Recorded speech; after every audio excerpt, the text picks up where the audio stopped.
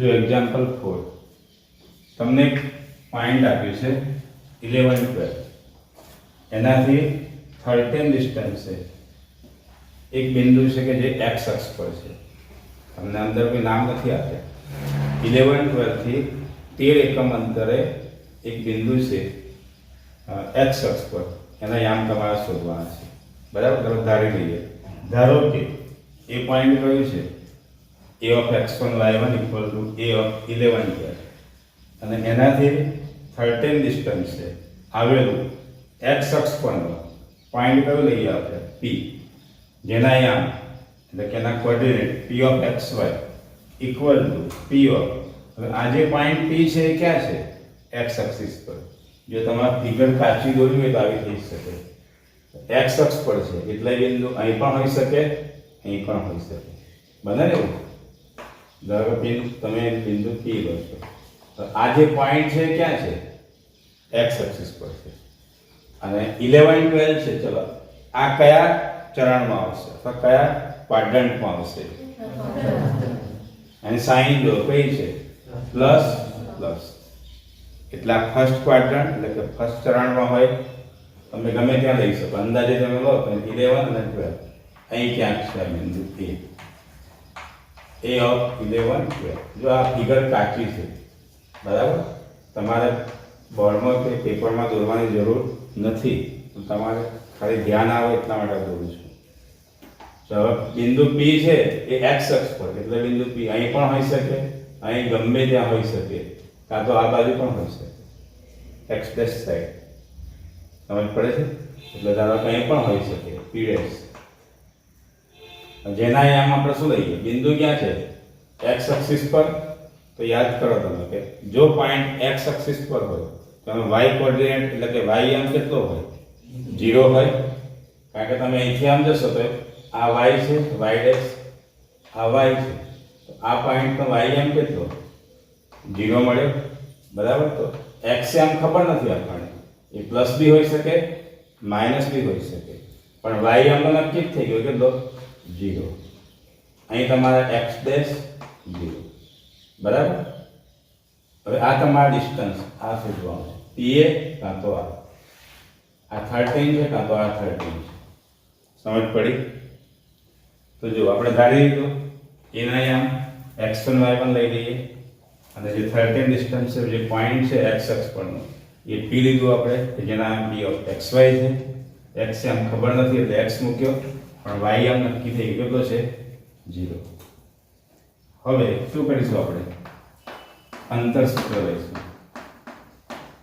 અંતર સૂત્ર પરથી હવે જે ડિસ્ટન્સ થવાનું એ શું થવાનું pa અથવા તો ap તમે જે લેવો લઈ શકો છો pa equal to under route ચલો શું આવશે બોલો અહીંયા ફોર્મ્યુલા બનાવો બોલ ભાઈ છે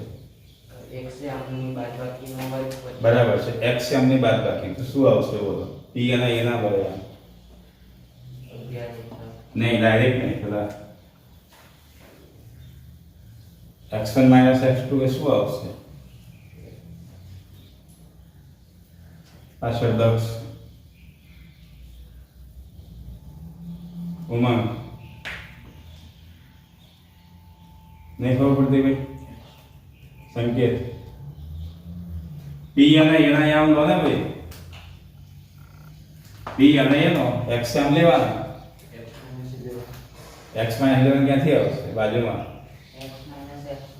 x - x1 p નો x યામ શું છે જો x એનો x યામ શું છે x1 એટલે કે x - x1 નો સ્ક્વેર પ્લસ જો જાગૃતિ બોલો બરાબર છે y માઈનસ y1 નો સ્ક્વેર સમજ પડી હવે એની કિંમતો મૂકો pa તમને આપેલા છે કેટલા છે 13 છે pa ડિસ્ટન્સ તમને આપેલું જ છે 13 બરાબર ચલો is equal two under route x x કેટલો છે x જ છે x1 11 નો સ્ક્વેર પ્લસ y તમારી પાસે છે 0 માઈનસ y1 કેટલા છે 12 નો square. Therefore 13 is equal to under root of આનું વિસ્તરણ કરો a minus b whole square, a square minus 2ab plus b square. તો x square minus 11 into 2 22x plus 11 નો square, b square એટલે કે 11 નો square 121 બરાબર, plus minus 12 નો square, 12 નો square 144 થાય, minus છે પણ સ્ક્વેર છે એટલે પ્લસ થઈ જશે 144. હવે જો હવે તમારે આ ઉપરનો જે સ્ક્વેર રૂટ છે વર્ગમૂળ એ કાઢવું એ શું કરવું પડશે? બંને બાજુ વર્ગ કરી દો.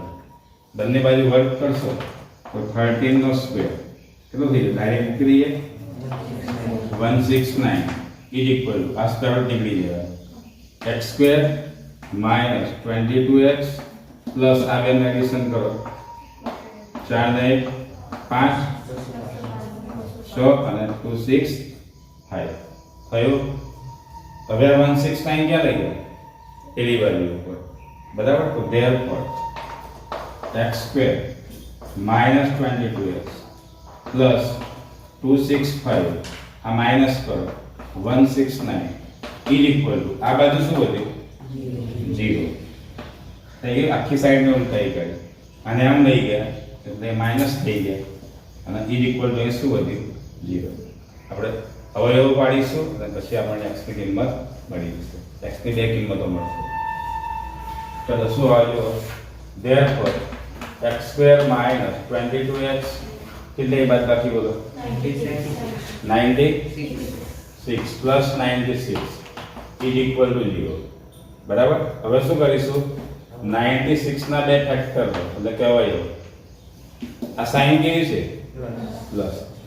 લાસ્ટ ટર્મની સાઈન પ્લસ અને ફર્સ્ટ ટર્મની કેવી છે? Plus. Plus into plus plus થાય બરાબર. જનરલી તમારે અંતિમ પદની સાઈન જોવાની. પ્રથમ પદ તો માઇનસ આવે જ નહીં ક્યારે, અને હોય તો તમારે શું કરવાનું? માઇનસ કોમન કરી દેવાનું. ફર્સ્ટ ટર્મમાં માઇનસ આવે જ નહીં બરાબર ને, હોય તો શું કરવું પડશે? કોમન કાઢી દો. એટલે માઇનસ કોમન કાઢી દો તો પ્લસ જ આવશે. તમારે ફક્ત સાઈન કહી દેવાનું અંતિમ પદની, લાસ્ટ ટર્મની. જો એ પ્લસ હોય તો પ્લસ કરીને તમારે 22 લાવવાનું, જો એ માઇનસ હોય તો માઇનસ કરીને તમારે 22 લાવવાનું. સમજ પડી? અહીં પ્લસ છે તો 96 ના એવા બે અવયવ લો કે જેનો સરવાળો 22 આવે બરાબર. 16 6 જાય એટલે કે 16 96 થઈ ગયા. 16 ને 6 કેટલા? 22. મેં બીજું એક શીખવાડી તમને, જ્યારે અહીં આગળ કોએફિશિયન્ટ ના હોય, સહગુણક ના હોય તો તમે ડાયરેક્ટ અવયવ પાડી શકશો. સીધા બે બ્રેકેટ મૂકી દો ઇઝ ઇક્વલ ટુ 0. અહીં કોણ છે? ચલ x, તો x મૂકી દો. મોટો આગળ રાખવાનો, નાનો ક્યાં રાખવાનો? પાછળ. તો 1 6 અને 6 થયું. તો હવે સાઈન નક્કી કરવાની. અહીં કઈ સાઈન આવશે? કઈ આવશે? માઇનસ. મધ્યમ પદની સાઈન મોટા જોડે મૂકવાની. શું યાદ રાખવાનું? મ એટલે કે મોટા જોડે કોની સાઈન? મધ્યમ પદની. મિડ ટર્મની સાઈન તમારે જે મોટો હોય એની સાથે આવે કઈ છે? માઇનસ. આપણે શું કરવાનું? સરવાળો કે બાદબાકી? 22 લાવવાના છે ને. 16 ને 6 22 એડિશન કરીએ છીએ તો બંનેની સાઈન કેવી હોવી જોઈએ? ઇક્વલ હોવી જોઈએ. સમાન હોય તો સરવાળો થાય. સમાન તો સરવાળો. અને સરવાળો કરવો છે તો બંનેની સાઈન સમાન જોઈશે. અહીં માઇનસ તો અહીં પણ શું જોઈશે? આ સાઈન આના પરથી મૂકવાની અને આ સાઈન પછી નક્કી કરવાની. જો બાદબાકી કરવી હોત તો અહીં પ્લસ મૂકવા પડશે. ચલો therefore x minus 16 equal to 0 અથવા x minus 6 equal to 0.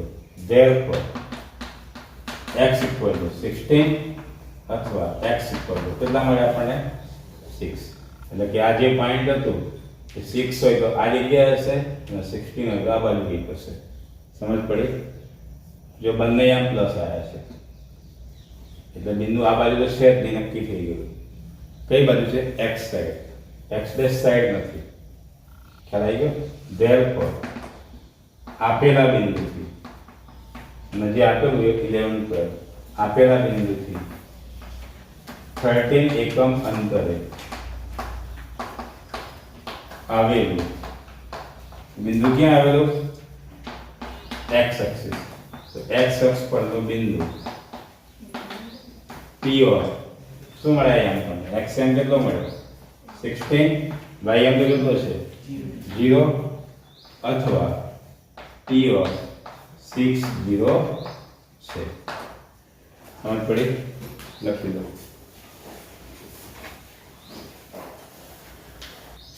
જો આ પોઈન્ટ તમને આપ્યું હોત કે y અક્ષ પર છે તો એનો x એમ 0 હોય, x અક્ષ પર હોય તો y એમ 0, જો પોઈન્ટ y એક્સિસ પર હોય તો x કોઓર્ડિનેટ 0. બરાબર ને?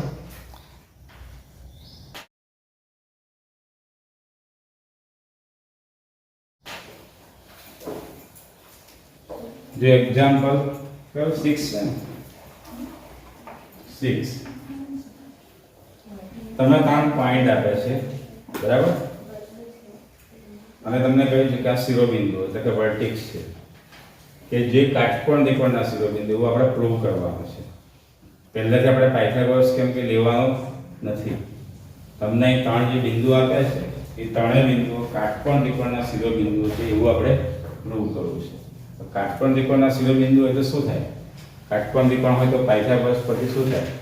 કોઈ પણ બે બાજુના વર્ગોનો સરવાળો ત્રીજી બાજુના વર્ગ જેટલો હોય એટલે કે ab² + bc² = ac².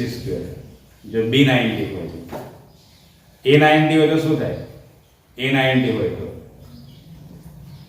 અહીં a હોય તો સામે કોણ આવશે?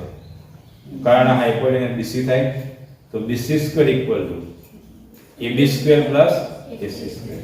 સમજ પડે છે? કાં તો b90 હોઈ શકે, કાં તો a પણ 90 હોઈ શકે, abc આવું પણ હશે, ગમે તે 90. તો પહેલા આપણે શું કરવું પડશે? બધી બાજુ શોધી કાઢવી પડશે. AB શોધી કાઢો, BC અને AC. એના પરથી AB², BC² અને AC². તો તમે જોશો છેલ્લે કે કોઈ પણ બે બાજુના વર્ગોનો સરવાળો ત્રીજી બાજુના વર્ગ જેટલો થાય તો એ કયો ત્રિકોણ કહેવાય? કાટકોણ ત્રિકોણ, રાઈટ ટ્રાયેંગલ કહેવાય. બરાબર? તો જો આપણે ધારી લઈએ, ધારો કે a of x1 y1 = a of 1 1 છે, b of x2 y2 d of 4 4 અને c of x3 y3 = c of 16. અહીં કશું જ લખવાનું નથી કે કાટકોણ ત્રિકોણના શિરોબિંદુઓ છે કેવું છે, એ તો આપણે પ્રૂવ કરવાનું એટલે છેલ્લે આવશે. બરાબર? ચલો અંતઃસૂત્ર પરથી પહેલા ab શોધી કાઢીએ. ab = શું થાય? ચલો ab માહી બોલો ફોર્મ્યુલા. ab = શું આવશે? a અને b ના x કોઓર્ડિનેટ જોડો. બરાબર? x1 - x2² plus y1 - y2² થશે = કિંમતો મૂકી દો અહીં. ચલો x1 - x2 એટલે 1 - 4 નો સ્ક્વેર પ્લસ 1 - 4 નો સ્ક્વેર = 1 - 4 -3 -3 નો સ્ક્વેર કેટલો? 9. અહીં પણ એક થશે 1 - 4 -3 નો સ્ક્વેર 9. આ કોની વેલ્યુ મળી આપણને? ab. આપણે અહીં આગળ ab² ની જોઈશે કિંમત, bc² ની જોઈશે એટલે અહીં સ્ક્વેર કરી દો. ધેરફોર ab² = આ સ્ક્વેર રૂટ નીકળી જાય, બંને બાજુ વર્ગ કરશો એટલે વર્ગમૂળ નીકળી જાય. 9 + 9 18 મળી ગઈ ab² ની કિંમત અને પરિણામ 1 કહો. હવે શું લઈએ આપણે? BC શોધીએ.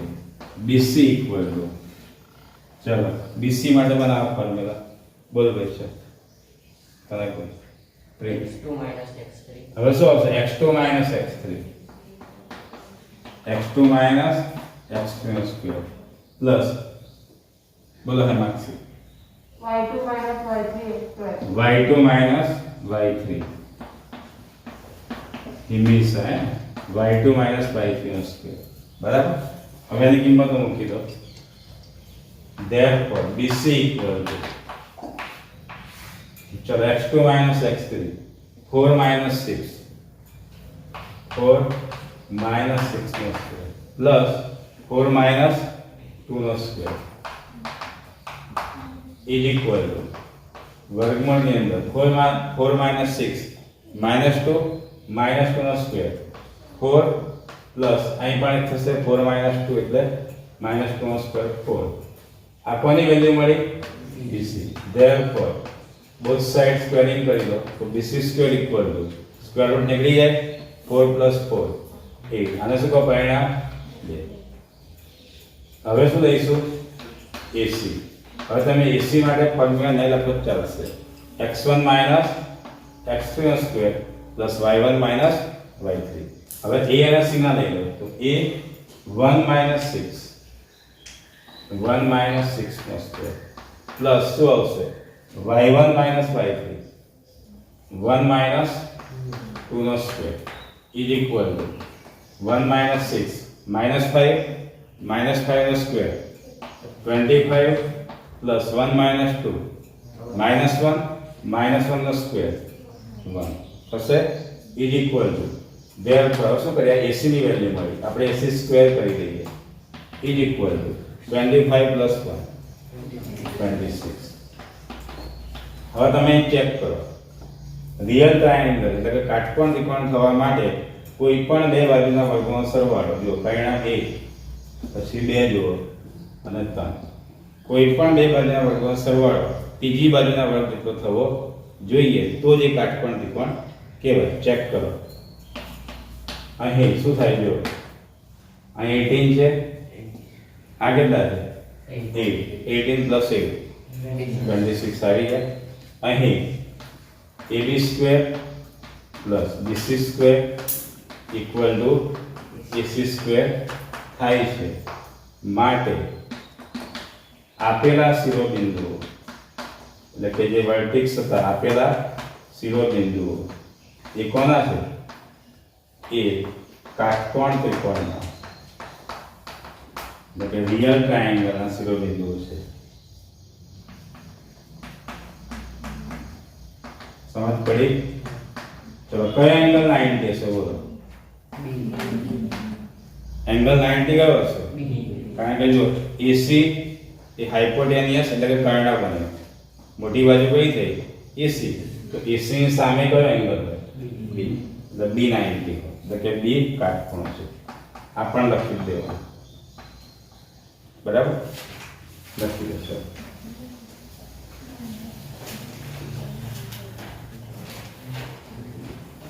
જે એક્ઝામ્પલ 8 એ તમને 4 પોઈન્ટ આપે છે બરાબર એટલે કે વર્ટેક્સ છે શિરોબિંદુ તમારે સાબિત કરવાનું છે કે આ લંબચોરસના શિરોબિંદુઓ છે ચલો અહીં જો ધ્યાનથી તમને એક જે પોઈન્ટ આપ્યું આપણે ધારી લઈએ ધારો કે ABCD 4 પોઈન્ટ ચલો એ પોઈન્ટ શું છે મને એવું કહેશે એ પોઈન્ટ શું છે ઉગમ બિંદુ છે ઓરિજિન કારણ કે એના કોઓર્ડિનેટ કેટલા 0 0 ચલો આ બી જે પોઈન્ટ છે એ વિશે તમે શું કહી શકશો બોલો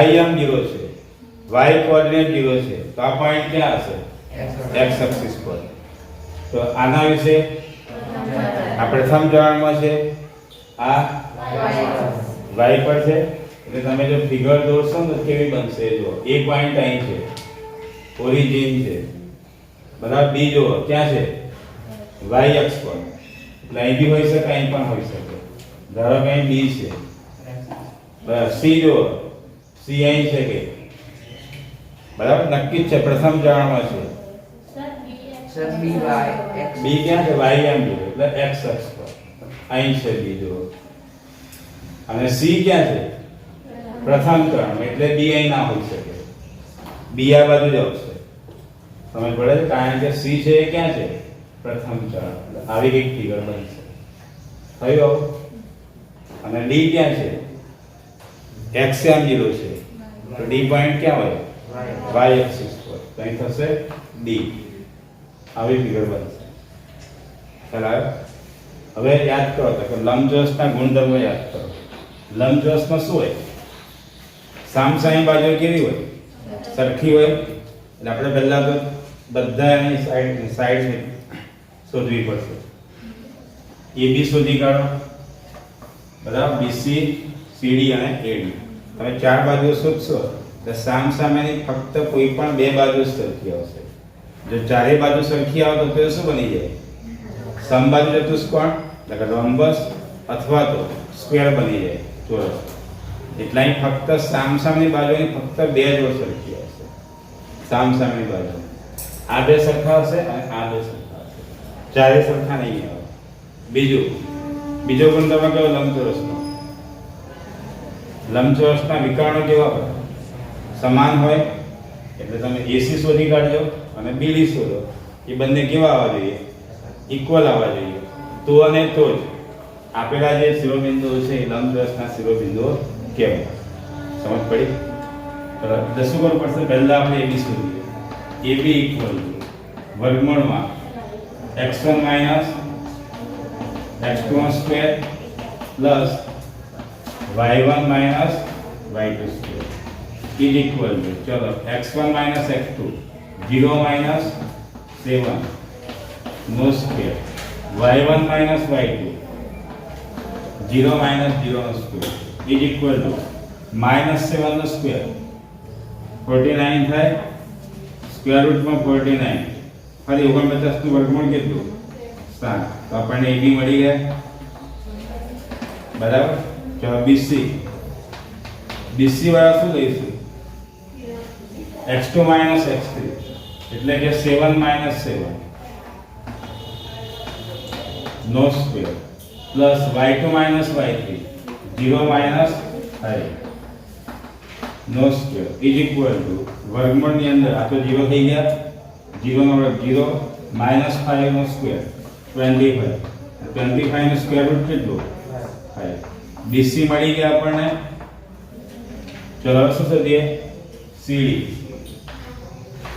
CD ઇક્વલ ટુ, તો CD શું આવશે? x3 x4 એટલે કે 7 0 નો સ્ક્વેર પ્લસ 5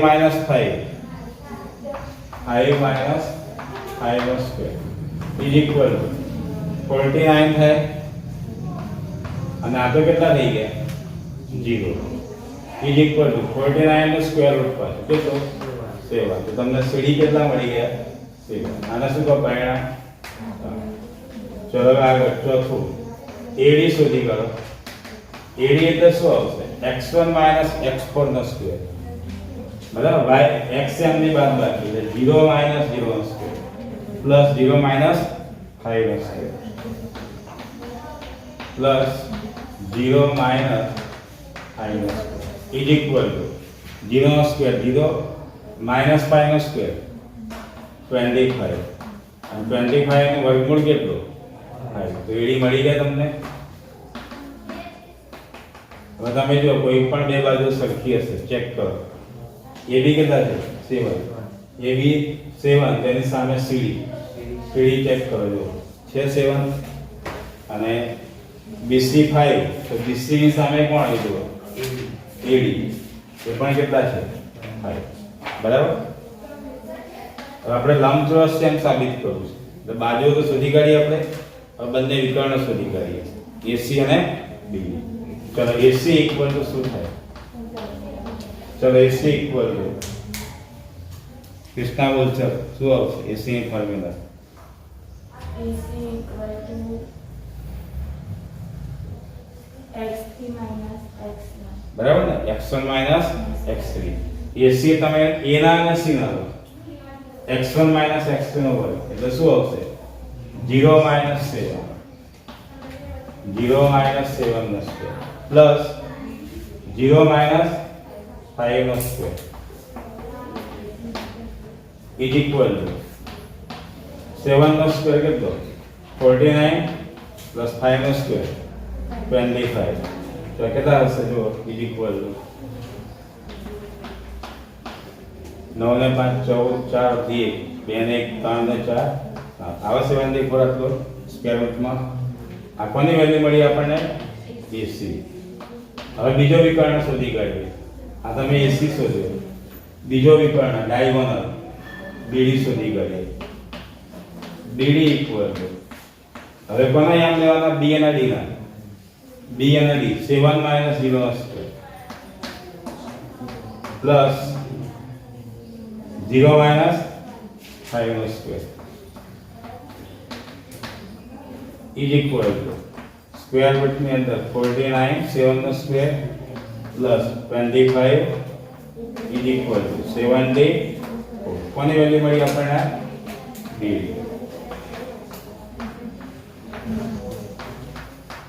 તો તમે જોઈ શકો છો આના ઉપરથી આપણે આગળ તો બતાવી દીધું. અહીં ચલો AB ઇક્વલ ટુ કોણ છે? જુઓ AB ની સામે સીડી છે, સેમ સીડી તથા BC. તો BC કેટલા? જુઓ BC કેટલા છે? 5. તો BC સામે કોણ છે? AD. જો 5 હોવા જોઈએ. BC equal to AD equal to 5. અને વિકર્ણો એટલે કે diagonal AC equal to BD equal to કેટલા જોઈ લો? વર્ગમૂળમાં 70. કયો? આવું સામો હોય લંબચોરસમાં જ હોય ને, બરાબર? માટે ચોરસમાં બી વિકર્ણો સમાન હોય, પણ ચોરસમાં ચારે બાજુ સરખી આવે. અહીં ચારે બાજુ સરખી નથી એટલે આ ચોરસ નથી. શું છે? લંબચોરસ. માટે આપેલા ચારેય શિરોબિંદુઓ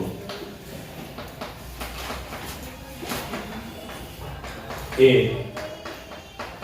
લંબચોરસ એટલે કે રેક્ટેંગલના વર્ટેક્સ છે.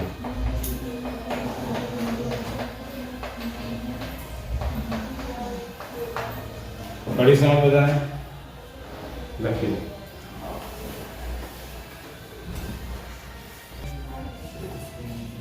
અહીંયા આગળ જુઓ આપણે શું બતાવ્યું? રેક્ટેંગલ બતાવવા માટે ચારે બાજુ જે છે એમાંથી બે સામસામે સરખી બતાવી. ચોરસમાં શું થવાનું? ચારે સરખી હશે. તો ચોરસ બતાવવો હોય તો ચારે સરખી બતાવવી પડશે. બતાવવી પડશે મીન્સ શોધવી પડશે. અને ચારે ઇક્વલ આવે અને જો એના વિકર્ણ સરખા આવે તો જ એ ચોરસ કહેવાય. એટલે ચોરસ અને લંબચોરસમાં તફાવત શું?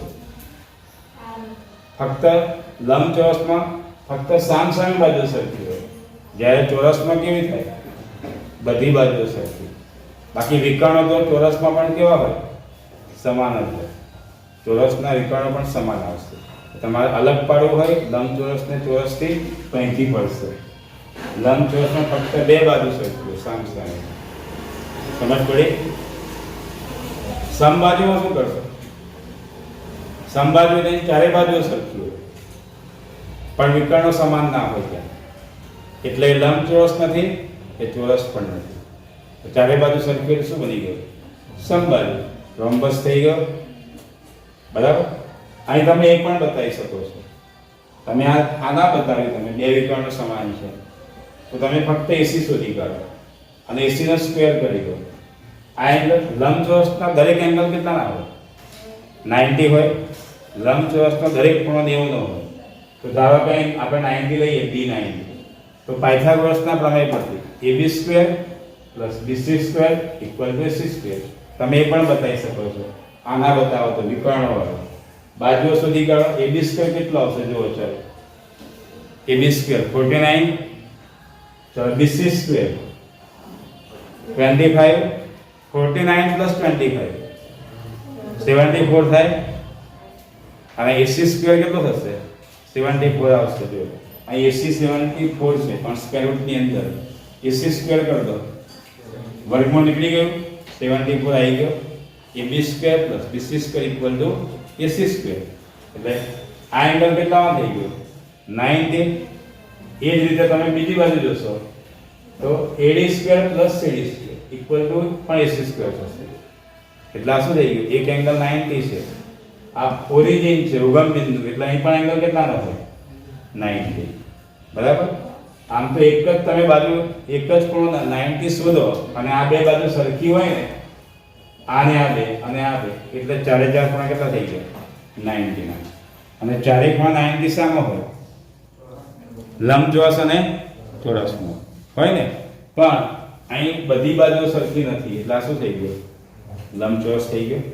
તમે એ પણ બતાવી શકશો A B square plus B C square equal to AC square. તથા સામ સામે બાજુ સરખી છે માટે આ શું છે? લંબચોરસ છે. કરી સમજ?